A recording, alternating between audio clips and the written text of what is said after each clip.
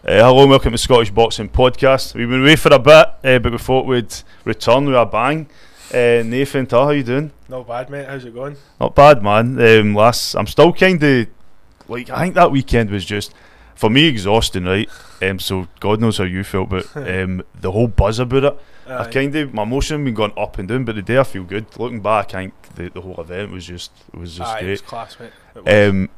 So we've been talking for a while to try and get you. I know I've been sort of murdered to pin down, but I'm hoping. I think that's just gave me a wee boost to be like, listen, get back in. There's a lot of faces in boxing that I want to know their story, I want to like, and you're one of these people that, as I said, even if you're no boxing, you'll turn up and support other boxers for Barrhead. Aye, mate, it's a good kind of team community we've got in the gym now. Yeah, but it's not just myself that turns up. Even when one of us is fighting, there'll be 5, 6 easy that will go and support. So I think that's a good thing, because even when I'm fighting now, and there's like 7, 8, 9, 10, all the boys for the gym, girls for the gym as well, they turn up and support us. It doesn't feel like you're fighting on an away show. So you had, we'll go into the elites later, but you had 2 boxers in total, or was it 3? 3 in the final. 3 in the finals. Yes, we entered 3 boxers, myself, Paul Greville and Shannon Lawson. Yeah. 3's entered the Scottish this year, 3's got to the final, and unfortunately they 2 Paul's was heartbreaking, man. Oh mate, gutting. Like, see when you're sitting there and you're watching it and you're like obviously he got the count and we were like, it's not a count. I don't understand why they gave it a count there. Like, I know, obviously it's in the rules, because even when you get hit with a low blow you get a count, but it's obviously just why the rules. I don't actually understand it myself, but it was unfortunate. But I thought maybe like an incident like that, they would maybe go to the scorecards. I don't know what the scorecards were at the time.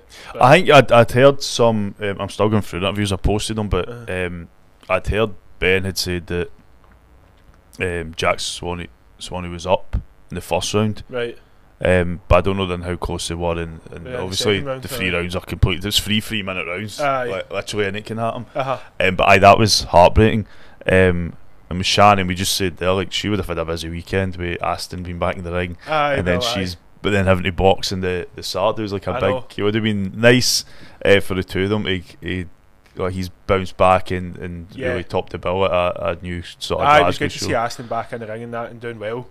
And then obviously Shannon would have been at the show on the Friday night. Then we had to weigh in at like 10 o'clock on Saturday morning. So Saturday was a long day, as it was. I never actually got to see Shannon's fight, or Paul's fight for that matter, because obviously I was on after them, and I've not actually had the chance to watch them back yet. I heard Shannon's fight was really close. Yeah.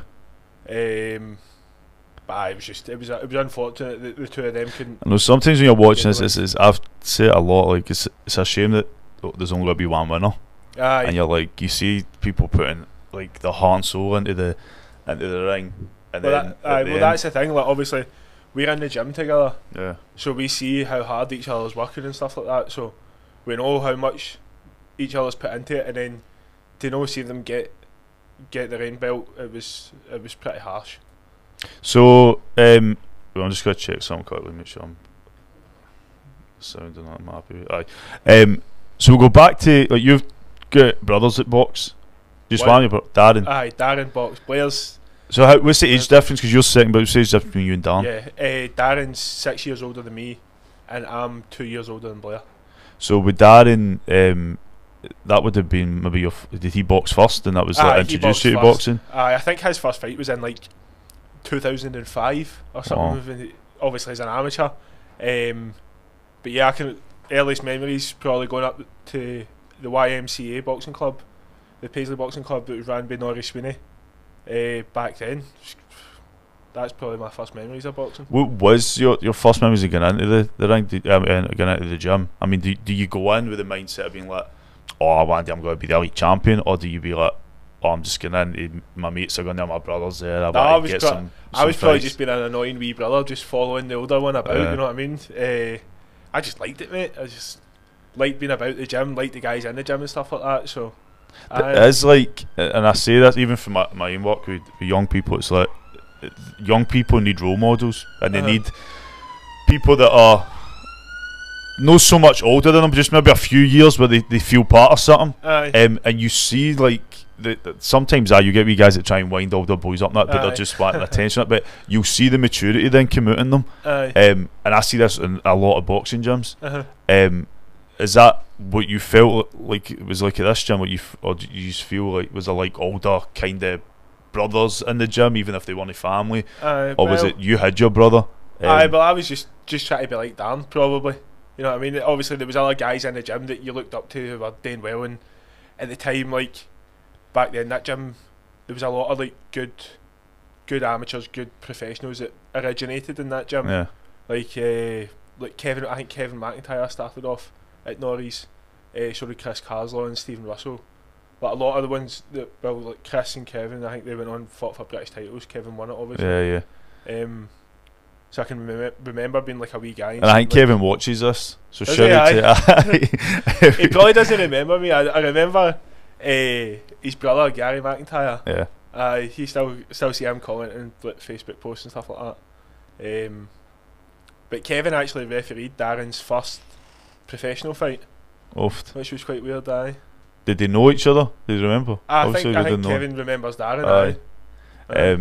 Is that the whole boxing community, like you have all these different connections with different people. Yeah. And you can't always explain how, but like you get to know folk, obviously, like through going to shows and stuff like that, and always been around. There's always the same kind of faces you see at the shows, so you do get to know them. And so, do you remember your first bout? I remember my first bout. It was just pre-COVID. Oh, was it? I've only had 12 amateur bouts. Because, well, so what do you know? How old are you now? 25. Turned 25 a couple weeks ago. You were about, what, 19? No, I'd have been 21 when I had my first fight. So it's late, you know what I mean? But kind of skipped ahead a wee bit here. I actually used to do a bit of coaching myself. Yeah. Before I actually fought. Kind of done it back to front. But why was that? Why did you go into coaching?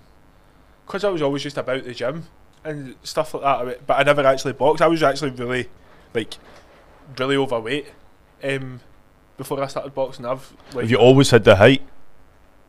Always been quite big. Because it came up like it said. I had a friend suggestion, and it's weird how Facebook works, right? But literally 2-3 days ago, it said, "Oh, Darren Tarr," right? And I was like, "Is that Nathan's?" But I clicked it, and then I went through a few of the pictures, and there's a picture of you and Darren, but you're young. I know that, and he's got strap on. You got wee spiky hair. Aye. And I remember that. And I was like, I wonder like how you got into boxing and how you became, and then what your brother thinks about it, and what your family think about it. Because it's well, they love it now. It's not always easy to watch. No, it's not easy, but I don't know. Like my mum used to get dead nervous. I think she still does get nervous when I'm boxing. She used to get nervous when Dan's boxing, but she always says she's got more confidence in me fighting. I don't know whether that's a dig at him or if it's bigging me up. I don't know, but no, they love it. They've not missed. I think they've only missed one of my fights, and that's because I was boxing down south. Because you travel, like you would. I know you travel about if he's need to use a head. Yeah, well, it's kind of hard to get. It's getting to the stage now where it's hard to get bouts up here. Like for our last home show, and I think it was it was October last year. I couldn't get matched for a bout. I ended up doing an exhibition on it. Why do you think that is? I already have an idea why I think it is, but why do you think it is? I just think it's just a lack of competition up here. Do you for super heavyweights. Do you think as well there's maybe there's people that are seeing your bouts or seeing your record and then think, oh, I don't want to like go in because I'll lose, and they don't want to lose? I wouldn't like to think so. Because there is a lot of, I mean, there is a lot of pullouts and game playing, I think, with some people when if they're up against a certain person or there'll be a draw and against somebody that maybe a tournament, and then at the last minute change, I'm withdrawing. I think that's if that's the way you're kind of carrying on, then you shouldn't really be in the game. You know what I mean? See, if you don't want to fight, like I want to fight like the best out there, all the time. Like I even like the guys that are in like the elite squad and stuff like that. I'd like to get in the ring, even if it's just sparring, get in the ring and see, well, how far away am I for that level? You know what I mean? And really test yourself. Who do you, other than your brother, who do you look up to in boxing? In boxing, the coaches in the gym, The coaches in the Barrhead club. They've done a lot for me. They do a lot for everyone, all the boxers in the gym, but I'm cautious to name them all here in case I miss some. That's what I'm like, man. People ask me who's your favourite boxers, and I'll just think of who I was literally talking about. But I'm like, there's so many, man. There's like, I could come across boxers that I just think they're all different styles, just amazing what they've achieved. You've said that that was your 12th bout there. 12th bout, yeah. And you come Scottish Elite. Yeah, well, that's what I was saying about getting kind of lack of bouts up here, because I've had 12 fights. I won the novices, I won the westerns. I was entered in the intermediates but couldn't get a fight in it because there was no one else in the category, and then won the elites. So we're kind of at a stage where like, what's next? And what is next? Well, my kind of biggest ambition is to get a Scotland vest and box internationally. So you want to box for Scotland? Aye, that's a big goal. How does that route happen? Because I know if it was last year, if you boxed and you won last year, then you would have automatically get I think the top two, like the gold and silver, the assessment. They would have got an assessment.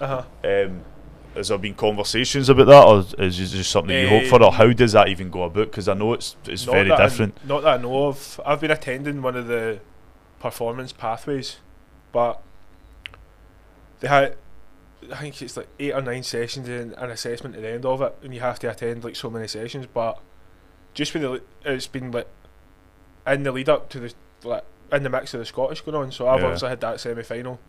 When was that? 18th of March, I think it was. Aye.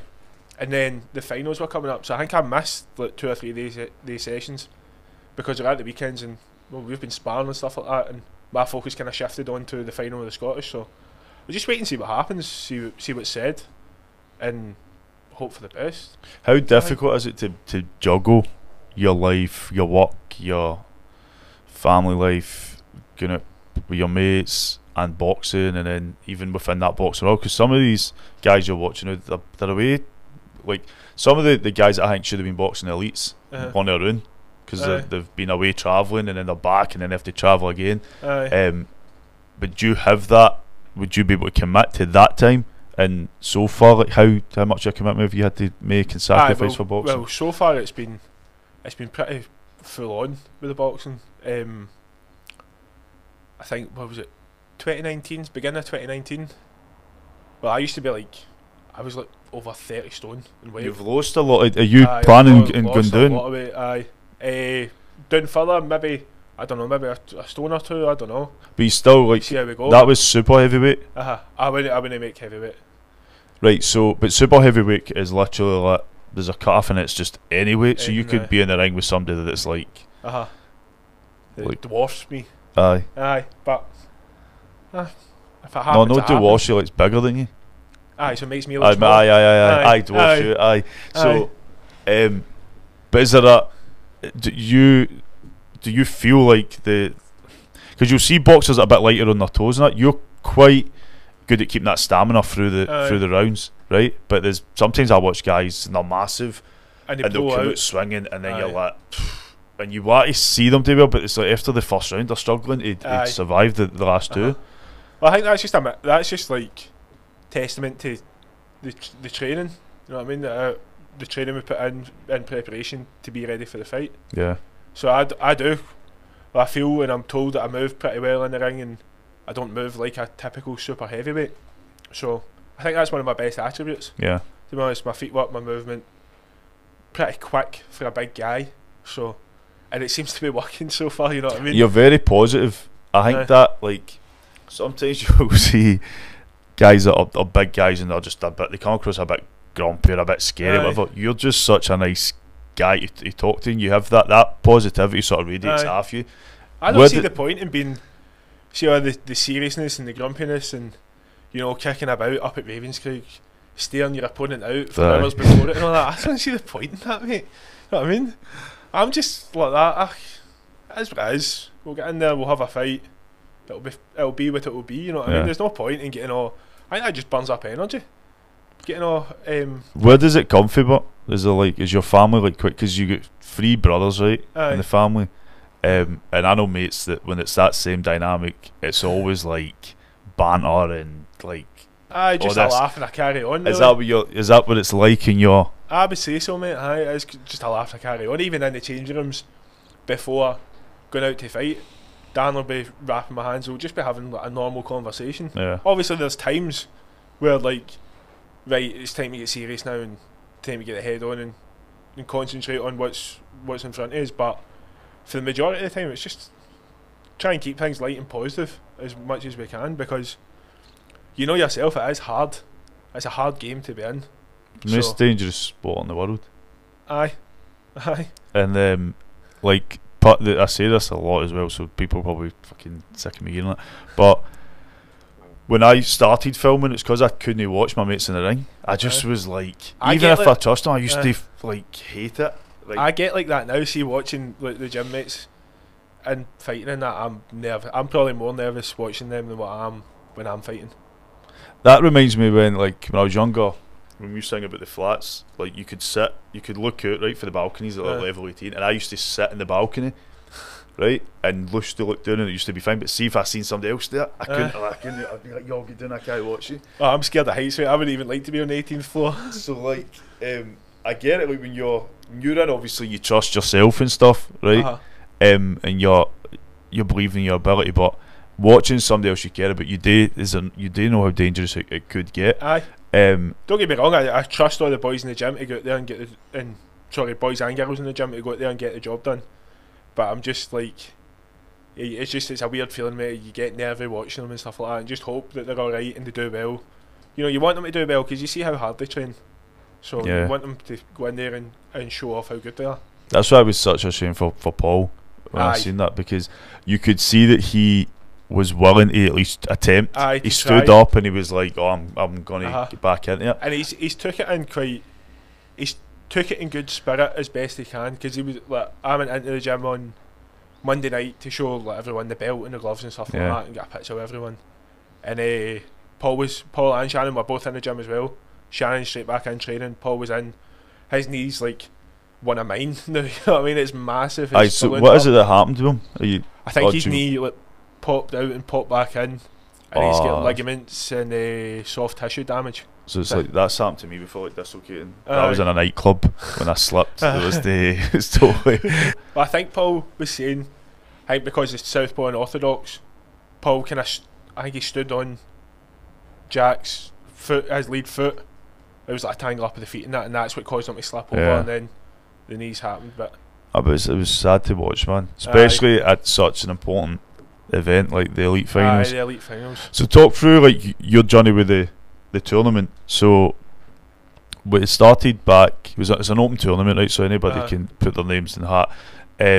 You boxed did you box in the 18th? Yes. And then it was a week later was the... No, mine was just a straight semi-final. So you got a straight semi-final. I fought Jordan McEwen in the semi-final. I didn't really know anything about Jordan McEwen before. What club was he? Drumchapel. Oh, Drumchapel Argo? Or Drumchapel? No, Drumchapel, because Argo's a different one, isn't there? Is it?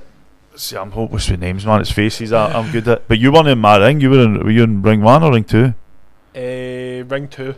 Aye, so that because they shifted it like last minute. So because it was like a spillover, and they just were and everybody online like, bro, it's because sometimes we don't know until it happens. We didn't know who was going into what ring, and people are like, "Oh, when's Nathan boxing? What ring?" You're like, "Oh, he's on the other." On the other channel. If people watching on their TV, you have to talk them through it because they can't see the comments. So that's it. But so you boxed ring 2, and what was it like getting into it?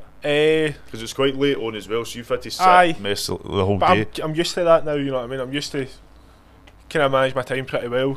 And it was a pretty comfortable fight. Started the first round pretty comfortable, landing nice shots. I managed to knock him down near the end of the first round, and probably he managed the bout well though. Once he got knocked down, he got up, he was tying me up, his gum shield came out. I don't know whether that's deliberate or not, but bought him some time, got him to the end of the round, so fair play. And then came out for the second round. I think I probably just got a bit greedy and a bit relaxed. Yeah. And he caught us a few shots, to be fair, and he buzzed us once or twice in that second round. But see when you feel these shots, because they're big shots that you throw. Aye. What is it that harms? Do you feel like see when you bang your head and you sort of can taste blood or something like? See, but see, to be fair, like I would say in actual fights, there's not many times I've been properly buzzed. Yeah. Until that one with Jordan in the semi-final, he caught his, I think it was a straight right hand, and it was right on the chin. It was but you got into kind of survival mode. I just grabbed a hold of him, tied him up, put my weight on him because I had the weight and height advantage. So I was using it as best I could. I think the referee was calling break, and I was like, I'm not letting go of him. Kid me on, I'm not letting go. And then managed to hit him. We finally did get broken up when I just hit him with a 1-2 and a left hook, and that was it. It was by the referee jumped in and stopped it. See when you're you're in the ring with your opponent, do you? Because Cash used to say to me, there's sometimes like an eye movement you'd see, or you'd see like a movement or something, and then he would anticipate what's going to come.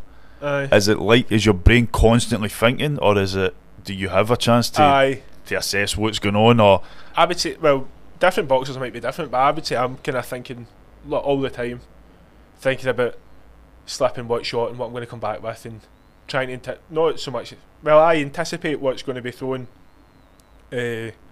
Obviously, you can only do as best you can do. You know, you're not going to be able to tell what your opponent's going to do next. Yeah. But as long as I can use what I've got to try and guide him into what I want him to do, you know what I mean? Set me traps, just touch with some shots and that, and then let go of the big shots. So that's kind of how I try and go about it. I say to there's a lot of boxers that have switched to become coaches, like Cash or Stephanie Kernahan, and when I speak to them, I ask them, do they see the bouts slight from a different perspective, because you started coaching. Aye. So does that, like, when, because you can watch something, right, and you can be in the ring and you're only seeing so much. The coaches are there, they've got eyes and ears, they can see things, they've got the experience and the knowledge as well. So if you start as a coach, do you think that's gave you an advantage to just suss out certain parts about, or have you even thought about it? Or possibly, mate, I don't know. Possibly.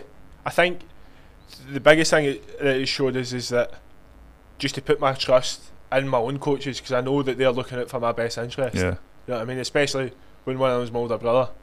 I know that what he's going to be telling me to do in between each rounds, that's going to be the right thing to do. So just put the trust in them and listen to them and try and do what they're telling you to do, and hopefully everything works out alright. Has there been any conflict between the two of you?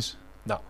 Like when you're in the ring, or no? Well, sometimes we'll have in training and that, maybe a bad night in the gym and that, we'll have a spat, but nothing ever serious. Nah. Does that go home with you? Nah. Do you stay in this? No, Dan's moved out. No, Dan's moved out. See, I got on with my brother Mel when we didn't stay in the same house. So when I was younger, we couldn't be in the same room. But I think it's cause, as I said, when you've got an older sister and then a younger brother, I kind of felt like I was in the middle. Like my dad's princess was my sister, my mum's baby boy was her brother, and I was kind of lit. They two would gang up on me, or he would annoy my sister, make her greet or something. I'd get involved, and then before I know it, he's greeting, and it's my fault. But when you've got brothers, as I said, I've got mates and it is 3 brothers, and I'm mates with the 3 of them. And the younger one sort of gets the slagging and all that, kind of like, if we were going clubbing or something and he gets a lassie, it would be like, we would wind them up. But I remember when he was about 4 and we used to wind them up, he used to start greeting. We'd be, did you get a wee girlfriend at nursery or something? And he'd start greeting. But you can have that banter, and I think it makes you more. No, like, do you know, you see these environments and people talk about male dominance, but it's no like that. It's kind of like there's ways guys can be with each other, where it does open your eyes to be able to sort of guide other people, or have that banter, or just be a bit more positive, like the way you are. No, well, me and Dan and Blair, we're all dead close. We've never really had big fallouts or big arguments or stuff like that. We are quite close. We're quite good brothers and that. Good pals. Does your mum join in the banter? Aye. Because you usually find usually how we try and slag that. Usually you find mums that have grown up and it's a pure like. Just a house with old boys. Like usually they'll develop and they'll be able to like keep up with the banter and stuff like that and all, but No, she can. She can definitely dish it out. So she was at the show. She was at the elite finals. Yes. Did you get a chance to? Did you speak about it, or like? How did she find it, or? As soon as I came out the ring, their table was right behind our corner. Yeah. But as soon as I came out the ring, there was no chance I was going to be able to walk past her. You know what I mean? She was pretty much over that barrier, giving us a big hug and that. I think my her and my dad, and there was uncles and that there as well, aunties, just proud. They're just proud of us.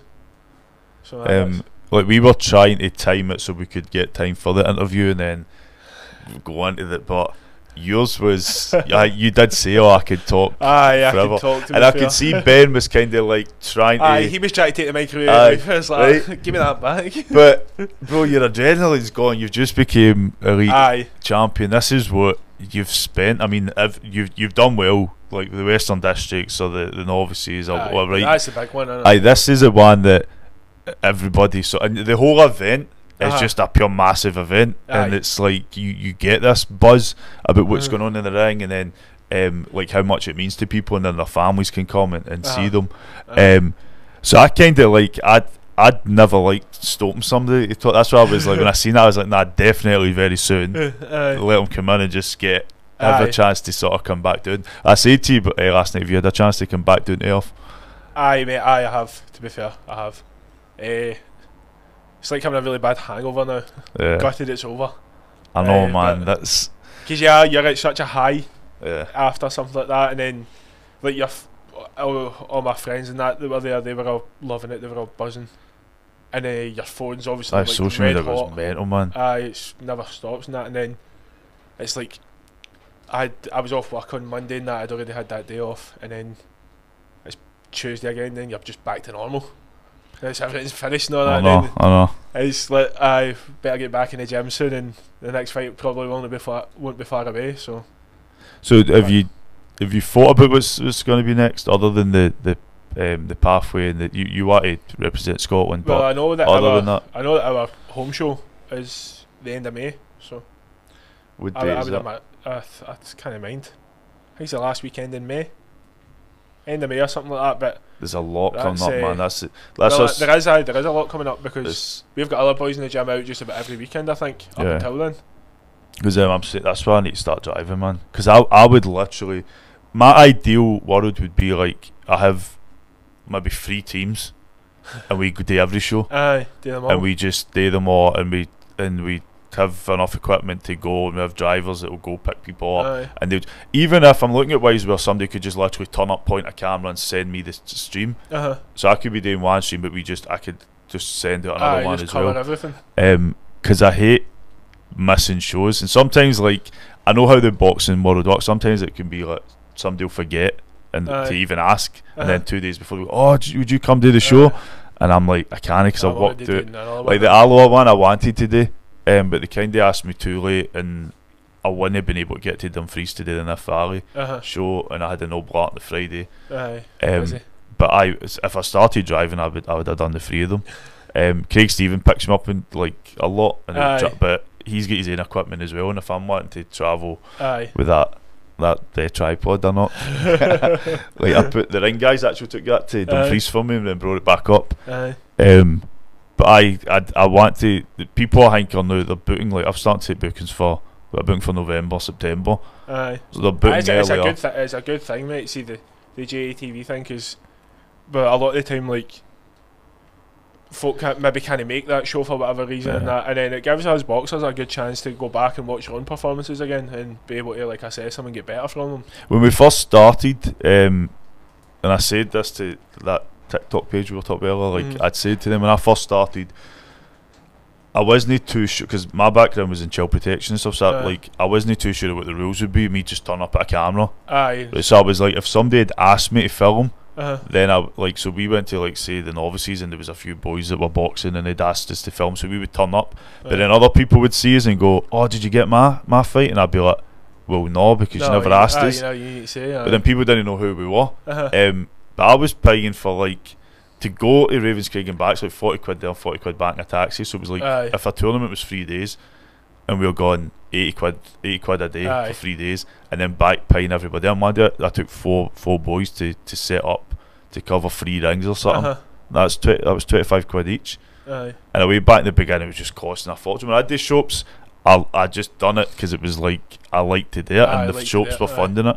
But then after COVID, it was just like I can't keep that level. So the new ways of going out, and with the streaming, it's easier to, because I don't need to do as much editing. You just take this and it sort of puts it in a hard drive for you. But if we want to stream it and we had like, if I just imagine we had to do that show and we had 3-4 cameras, you're changing the memory cards, changing the batteries, and it would have been murder. But I think in 4 years, like, to get to where we are now, where we are able to like put, because they only told me on the day that there wasn't any extra cameras. Last year they had another camera crew, and they just gave us a HDMI and we just took it and streamed that. But this year on the day they were like, oh, the guys that set up the ring, they've not brought any cameras.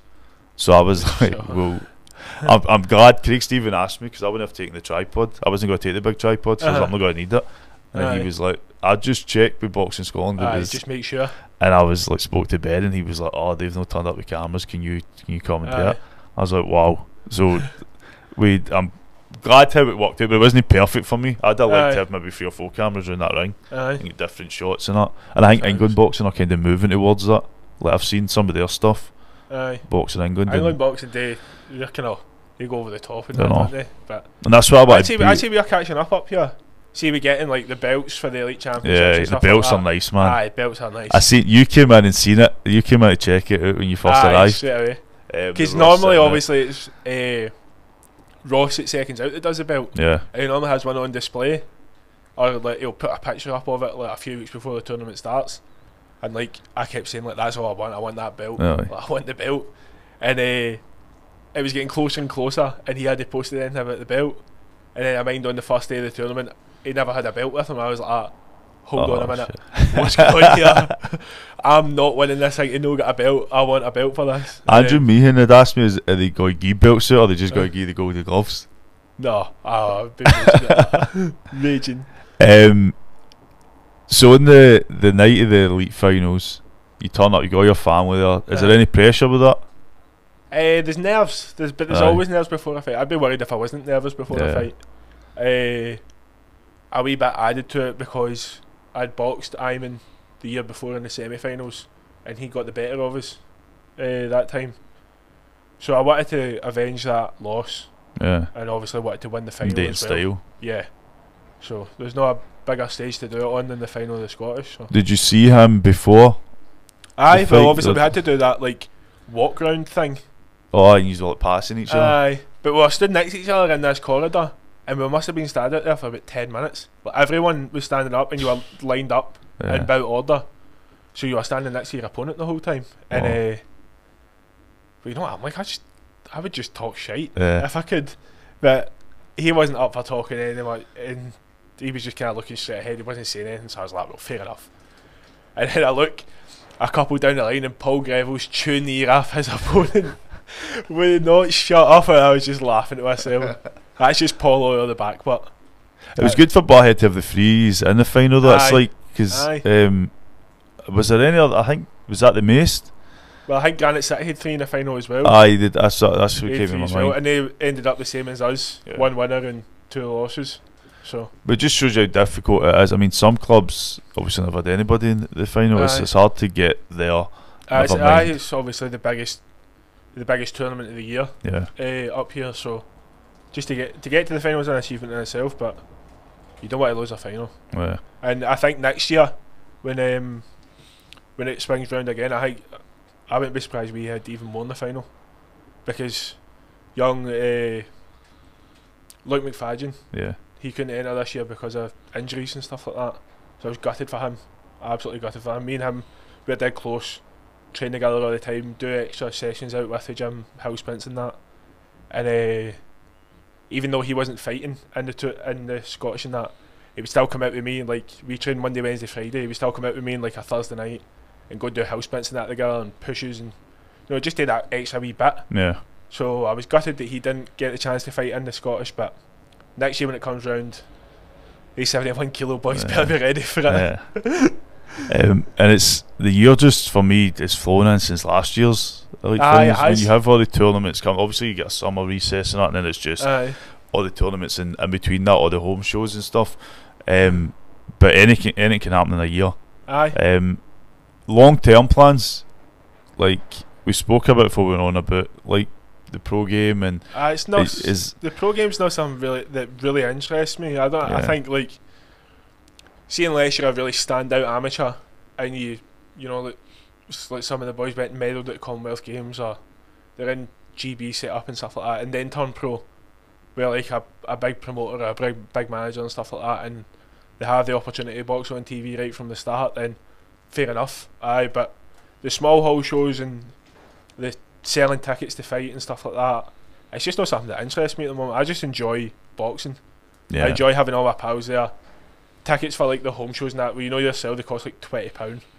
Tickets for these pro shows are like £120. I know. And you have to be black ties, and they don't want to do that. They just want to go to like a sports centre and get steaming and shout me on, you know what I mean? I took Leo Church, Antonine, he came to me and Cash picked him up, took him to a home show in a pro show in Normandy, and he was just like, I don't like this atmosphere. He's like, he just didn't like the environment. I can remember Darren's first fight, first pro fight at St Andrews Sporting Club, a Thursday night, obviously black tie event at the Radisson. At the Radisson, yeah. And see, like when the fight was going on, the place was just silent. It was so quiet. You could hear it. Obviously, you can always hear the shots. You can hear them, the two of them, like breathing in there. I missed it, but I didn't like that atmosphere. I like the St Andrews Sporting Club, you know what I mean? I like all the guys there and that, but the actual atmosphere of that, the fighting, it wasn't for me. I prefer noise and stuff like that. And that's what I think. Like when Cash was boxing for the British, like by the time he came on, I was steaming, and I would say I'd film it. And it was going on BBC. I don't even know why I thought I could. I was like, I just stole it for BBC. And you can hear me in the back shouting. So looking back, I'm like, oh my god, man! It's like, come on, Cash, like, and I think it's because I was used to, like, Ahmed went through white collar first, so we used to go see white collar events, which the atmosphere there is a bit mental compared to the pro. The pro's more like, you do find sometimes, but sometimes in the pro it's like people could be there to watch the main event, and you've got maybe a few tables there to support one guy. But with the elite finals, that atmosphere in that place is just brilliant. It's absolutely crazy. And it's, do you feel it when you're in the ring? Do you, like, you're aware of all the noise, or cause no, not really. Like, cause sometimes really. Like boxers, they hear their coach and that's it. I can pick up like some voices. I don't know if it's like subconsciously you just pick up some voices, but like I can always hear Darren shouting. I can always hear my dad shouting, because I think everybody in the place would hear my dad shouting. You know what I mean? And I can always hear one of our coaches, Mark Breslin. I can always hear him shouting. Always, but he's like a PE teacher. He shouts at kids for a living. You know what I mean? It's like a mad telepathy thing. Sometimes as coach, there was once I seen Paul Keane for Skyax, and whoever was boxing, he wasn't in the corner, but he was at the back of the room, and he's shouting. And what he said, it was a lassie that was boxing. I can't remember who it was, but I remember her just literally responding to everything he said, and I was like, how did she hear him from where there? But then I asked her, and she was like, it's just, I'm so used to his voice in the gym, it's just, it just cuts through everything else. But for me, I mean, Ben was sitting next to me, and sometimes, I was putting headphones on so I could hear Craig. So Craig, we wanted to make sure we tried to get Craig's voice through our systems, rather than just picking up the like what we were hearing in the atmosphere. But Ben was sitting next to me. I never put headphones on him, so sometimes I'm asking something, he's like, I can't hear what you're saying, Jamie. And just going on. I'm like, fuck it, this is mental, man. I know. But again, it's brilliant. There is a come down there, sort of, like as you said. For me, never mind. As I said, God knows how you feel. But as you said, you wanted that belt. You went out. Got the belt. That's it. You done it. Job done. It was a good night Saturday night and that, because I was like, I live out in Houston, so you're about 40 minutes or so to get to Ravenscraig.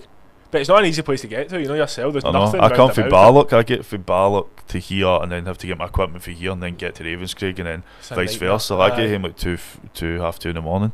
But I never get home about 2:30 in the morning either. But that was because I was out. We're probably so I get steaming after that. We're probably opposite.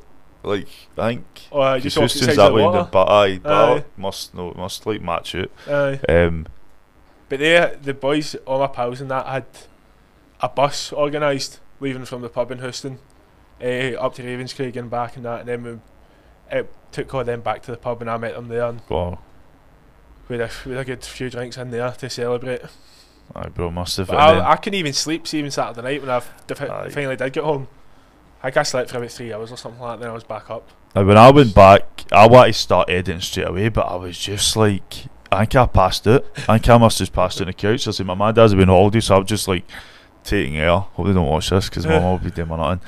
Just taking out the living room with just cameras and the computers and that, sitting there, and I'm jumping to one, transferring stuff to another, and it takes ages, man. It takes you trying to get the size of the files. That's like a different world to me. I wouldn't know where to start with all that stuff, you know what I mean? See, because I started on my phone, like it was just like I had to always delete stuff from my phone. I could make a video, post it, and delete everything. But with this, I don't like deleting stuff. No.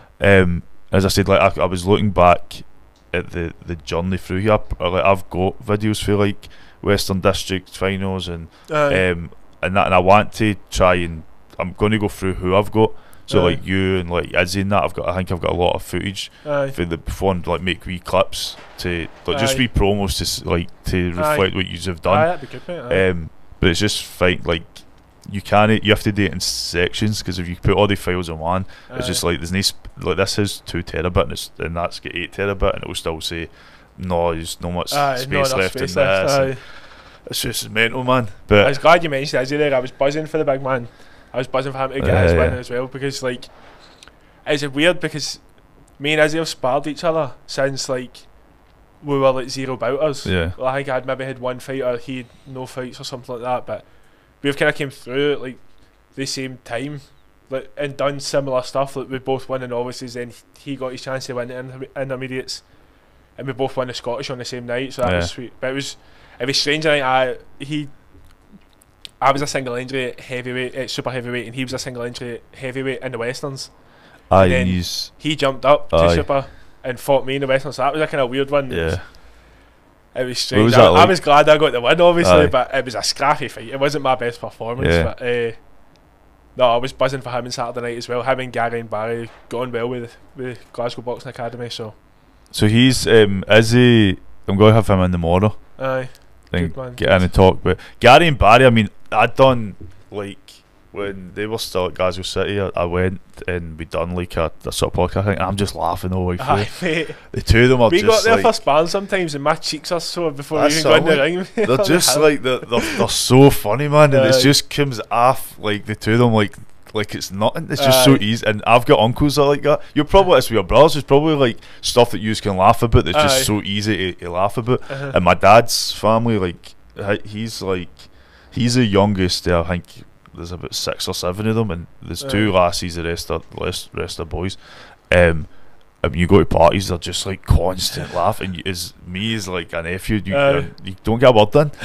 They're just constantly going, and you try to keep up with them and try to say something funny, and they're just like, you just can't do it. But it's so it'd be good to get him in, and then eventually got Gary and Barry. But I need to try and come out to Barrhead, and I went to East Kilbride last week and done a wee promo video for them. There's a few boys I spoke to, I need to still edit them. But I'd be good to come out to Barrhead and see the gym, that, because that's what I initially wanted to do. I wanted to, before we want to film any boxing, it was just to do interviews. And the whole idea was just, I went to meet Jason McCormick at Renfrew, because I know Jason. On the day that he was sat his maths higher exam, his mum then had to drive him down for the GBs down south. And I had heard this. I was like, that's mental, man. I was like, why isn't he? I'm sure Luke McFadden, I'm sure he was the same. Either an exam or something on the same day he was meant to box. And I don't know if he did box or not. I can't actually remember, but that rings a bell. I remember that now. It's to me it was just mental. Nobody was talking about it, and I just went to interview him. Started speak. The reason, like, JTV was just a channel that I posted just rubbish on. And then I started in 2017, and then I made JTV Raw. And it's because he was a wrestling fan, and we started talking about wrestling and that. And I was like, what if I set up something else and just call it like JTV Raw, and like actually wrote it the way it was in WWE? And then I've changed the logo since then, but the JTV Live one is kind of based on like WWE's Live. Aye, that makes sense now that I see it. I was just like, ripped them off, and look, this might as well come after me. But aye, that was the whole. That's when we sit, and I preferred it because I had a lot of people that were on JTV that didn't like boxing, and they kept saying, "Why are you posting like the boxing content?" Right, and then so I made JTV Raw. Although it's only got, I think they've got like 4,000 followers, whereas JTV's got about, I think, 18,000-20,000. I could post some JTV Live page, and only a few people see it. It's because because I don't think Facebook push it, but you post in the boxing one and it'll kick off, and it's like, and so it's like people that actually care about boxing, and I wanted to keep that. I remember one day I woke up and my page JTV went from about 2,000 followers to about 5,000 in one night, and I was going to delete the page because I was looking and everybody, they were all for the Philippines, and I was trying to work out why it went just crazy in a night, and it's because a video I posted to Conor McGregor, which I stole for the UFC, of him throwing something through the bus. Like, I posted it and it went pure shot up to like 1 million views, and it was all people in the Philippines and Malaysia that were sharing it, and they all started following my page. It was just a pure, and I was like, I don't want people that don't even know who I am. But I was the whole idea of JTV was just to do interviews and go around gyms, and then the home shows sort of took care because there was nobody filming it. But it's a good thing, mate, because like amateur boxers, we don't really have like a platform to be like seen or heard. So it gives all us an opportunity for like folk to see our fights that can't always make their shows and that, and then I suppose doing stuff like this you maybe get to see boxers for like a different perspective, or like see what they're all about, kind of thing. And the awards, which we got in July, like I was wanting to do that just before COVID. I was like, I wanted to do like Scottish Boxer of the Year awards, but I didn't feel like it was for me to do. Didn't think that I was. Does that make sense? It's like qualified to do it. Aye. So then I was like, how do I do it in a way that I could have people that are maybe judges or whatever. And I'm working on judges for this year, and I want to make them like proper people that know boxing. But I just wanted to do the first one. Last year I just wanted to do it away. It was like so stressful, man. It was like, so this year I'm taking it a bit easier, but just do a lot of planning and then hopefully get it. But I want to be able to reflect on what goes on, like all in the country we don't always get to see. No.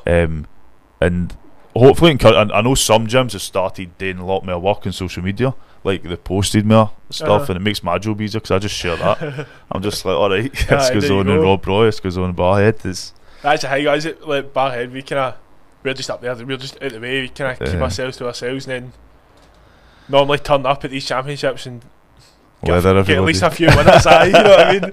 Get at least a few winners. So I've got another boxer coming in. That's us been talking for just under an hour, like 40 minutes or so. About 45 minutes or so. I told you I can talk shite. So can I, man. I just love talking, meeting people. I don't get a hoose in it. It's my mo's away. But listen, Nathan, thanks for coming in.